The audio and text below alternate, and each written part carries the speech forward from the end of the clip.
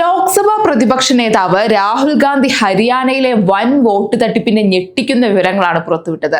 ഹരിയാനയിൽ പോൾ ചെയ്ത വോട്ടുകളിൽ 8-1 വ്യാജമാണെന്നും ബ്രസീലിയൻ മോഡലിന്റേത് ഉൾപ്പെടെയുള്ള വ്യാജ ചിത്രങ്ങളും മേൽവിലാസങ്ങളും ഉപയോഗിച്ച് 25 ലക്ഷം കള്ളവോട്ടുകൾ രേഖപ്പെടുത്തിയെന്നുമാണ് അദ്ദേഹം ആരോപിച്ചത്.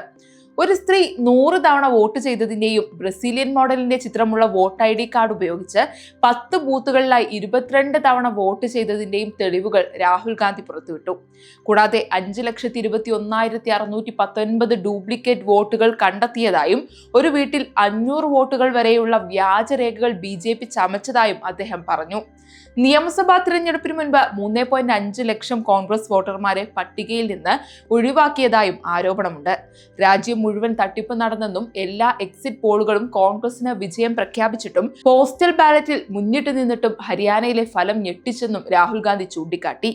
ജനാധിപത്യത്തെ തകർത്തുകൊണ്ട് പ്രധാനമന്ത്രി, ആഭ്യന്തരമന്ത്രി, മുഖ്യ തിരഞ്ഞെടുപ്പ് കമ്മീഷൻ എന്നിവർ ചേർന്ന് നടത്തിയ വോട്ട് കൊള്ളയാണിത് എന്നും BJPയെ സഹായിക്കാൻ വേണ്ടിയാണ് കള്ള വോട്ടർമാരെ ഒഴിവാക്കാൻ തിരഞ്ഞെടുപ്പ് കമ്മീഷൻ തയ്യാറാകാത്തത് എന്നും അദ്ദേഹം ആരോപിച്ചു.